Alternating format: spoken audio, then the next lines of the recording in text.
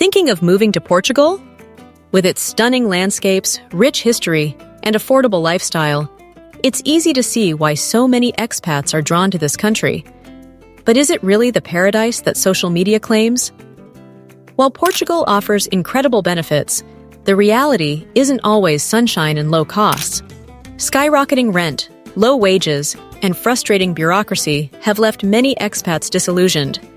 Could moving here actually be more challenging than expected? Before you pack your bags, you need the full picture. In this video, we'll break down both the advantages and the hidden downsides of living in Portugal, including the real cost of living and daily challenges you might not expect. And stick around until the end, because some of these realities might make you rethink everything.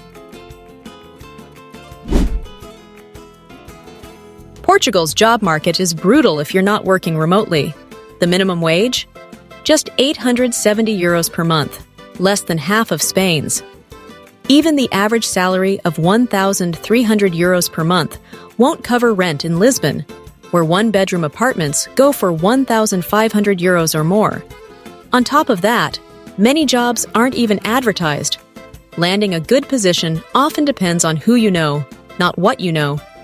Even locals struggle with low salaries, and many jobs are handed out through who you know, not what you know. Many jobs are filled through personal connections rather than online listings.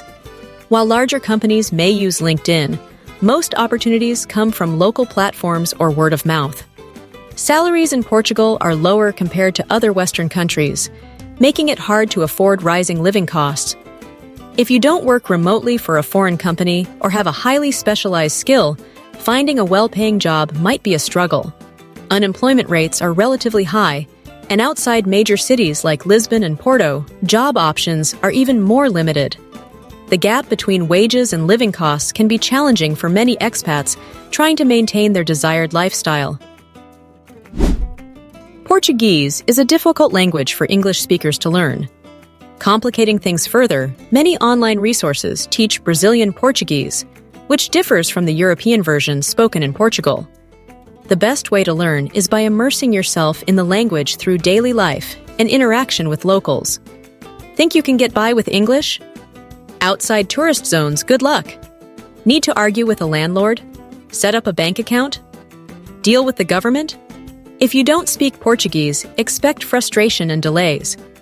Without learning the language, simple tasks like shopping, handling government paperwork, and making local friends can be difficult.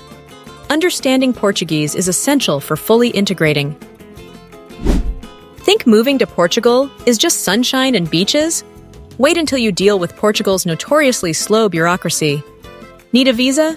Expect months of waiting, only to be told your paperwork is missing again. Registering for healthcare? Be prepared for long lines and hours of waiting, only to be told to come back another day. Banking or government paperwork? Most official documents are only in Portuguese, and finding English-speaking staff can be a challenge. Even a small mistake on a document can reset the entire process, forcing you to start over. And if you're missing even one paper, you could be stuck in bureaucratic limbo for weeks.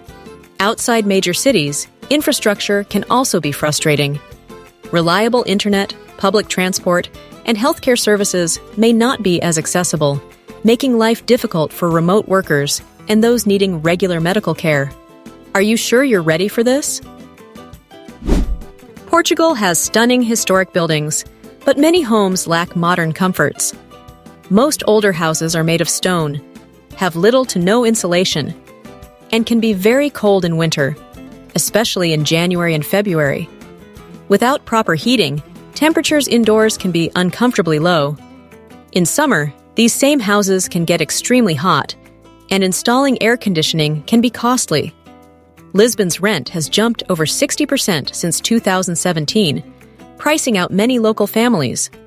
Some blame the influx of digital nomads and retirees, while others argue it's just supply and demand. But is this fair?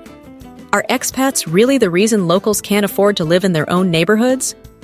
Let us know your thoughts in the comments. Many homes require expensive renovations, and younger buyers often struggle to afford their own homes unless they move inland or choose smaller apartments. Taxes and social security contributions in Portugal are quite high. While the public healthcare system and social benefits offer decent coverage, many expats find it difficult to justify the tax burden. Even receiving packages from outside the EU can be costly due to high import taxes. However, the non-habitual resident program can provide tax benefits for qualifying expats, potentially reducing the financial strain in the long run. Forget Amazon Prime's next-day delivery. Here, even basic paperwork can take weeks. And if you're used to a fast-paced city life, be prepared for a whole new level of slow. Daily tasks like grocery shopping or banking may take longer than expected. The concept of Portuguese time means that delays are common, and efficiency is not always a priority. For expats, especially those moving to quieter areas, social isolation can be a real challenge. While the peaceful lifestyle is appealing, fewer social events and language barriers can make it difficult to form connections. Building a strong social network takes time and effort. Although Portugal is welcoming to foreigners, buying property as an expat comes with financial hurdles. Mortgage rates for non-citizens are often less favorable, requiring larger down payments. A Portuguese citizen may qualify for a 90% loan, but foreign residents might only receive 50%, regardless of income level. If you plan to buy property in Portugal, securing financial stability and a visa beforehand is crucial. It's also important to work with a local real estate expert to navigate the process smoothly. Portugal's popularity as a travel destination means that during peak seasons, cities and coastal areas can become overcrowded. Increased tourism leads to longer wait times at shops, heavy traffic, and higher prices. While tourism boosts the economy, it can also make daily life more challenging for residents. However, tourism levels have not yet fully returned to pre-pandemic numbers, so while crowds are still an issue, they are not as overwhelming as before. Portugal is known for its pleasant climate, but it also experiences extreme weather conditions. Summers can be intensely hot, particularly in the south, with temperatures exceeding 40 degrees Celsius. Winters, while mild compared to Northern Europe, can still be wet, windy, and humid, especially in coastal areas. Many homes lack proper heating and cooling systems, making it difficult to adjust to temperature extremes. The high humidity along the coast can also be uncomfortable for some people. Adapting to Portuguese culture requires some effort. Social customs, mealtimes, and work-life balance may be different from what many expats are used to. Business practices tend to be more relaxed, and adjusting to this slower pace can be challenging for those coming from fast-paced environments. Understanding and embracing these cultural differences is essential for a smoother transition. The more open you are to new experiences, the easier it will be to adapt. Now, after hearing these brutal truths, you might be wondering, why do expats still move here? Let's break down what still makes Portugal a top choice. Portugal has a Mediterranean climate with long, hot summers, mild winters, and over 300 sunny days a year. The south is dry, the northwest is rainy, and the northeast experiences warm summers. Lisbon averages 27.8 degrees in August, while coastal waters range from 13 degrees Celsius to 19 degrees Celsius throughout the year. Snow is rare, mostly found in mountainous regions.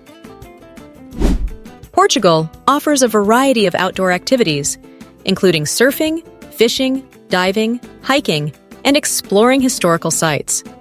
The country is home to stunning castles and UNESCO World Heritage Sites. In 2024, Braga was named Europe's leading emerging tourism destination. The Azores won Europe's leading adventure tourism destination, and Madeira was recognized as Europe's leading island destination. Portugal ranks 7th globally in the 2024 Global Peace Index. Crime rates are low, and locals are known for being welcoming and friendly toward newcomers. It's the safest country in Europe, but petty theft and scams targeting foreigners are on the rise. Are you really prepared? Expats keep saying Portugal is cheap, but is that even true anymore? Rent in Lisbon has shot up by over 60% since 2017, with locals now struggling to afford their own neighborhoods. Salaries remain low, yet digital nomads and retirees flood in, driving up prices even more. Some say this is just the free market, but others call it gentrification. So, who's right? While living costs vary by region, the country remains approximately 37% cheaper than the United States. In smaller towns, a single person can live comfortably on just $1,300 to $1,800 per month, while in major cities like Lisbon and Porto, that figure rises to around $2,000 to $2,500.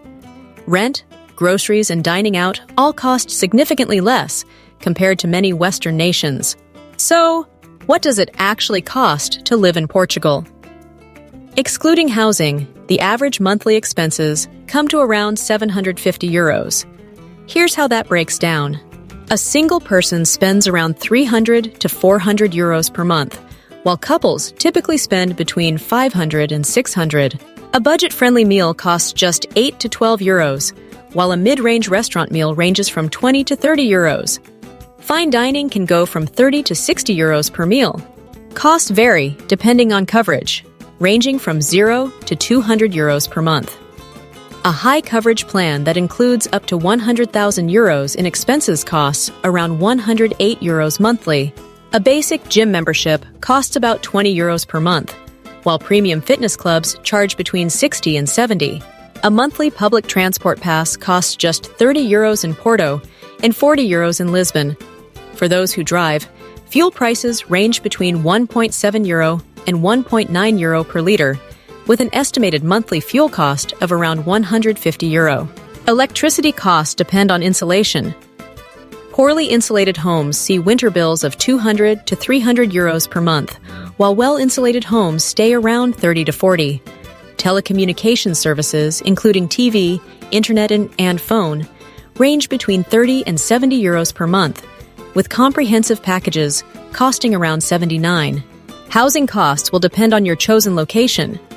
On average, rent sits at €16.4 per square meter, meaning a 100 square meter home would cost around €1,640 per month. If you're thinking of buying, the national average property price is €2,700 per square meter, making a 100 square meter home cost approximately €270,000. So, whether you're considering a move to Portugal or just curious about the cost of living, this country offers a unique balance of affordability, quality of life, and economic stability. For many, it's not just an affordable destination. It's an opportunity to embrace a whole new way of life.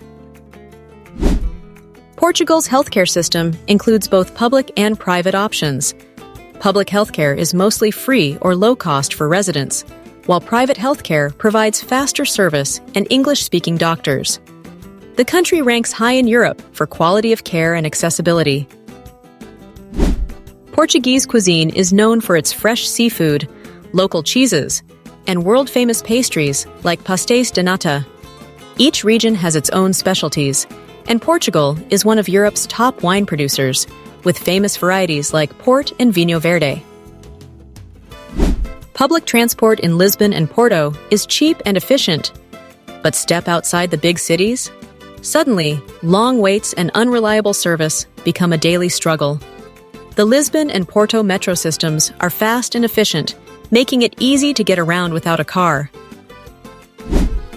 Portugal offers attractive investment options, especially in real estate and business ventures. The Golden Visa program allows investors to gain residency through qualifying investments, making it an appealing destination for expats and entrepreneurs. So, is Portugal right for you? If you're a remote worker or retiree, the warm weather, safety, and relaxed lifestyle might be perfect. But for those relying on local wages or navigating the complex bureaucracy, the challenges can be frustrating. Portugal offers a great quality of life, but it's not without trade-offs. Rising costs, slow bureaucracy, and a competitive job market can make settling in more difficult than expected. Every expat experience is different, so weigh the pros and cons carefully before making the move.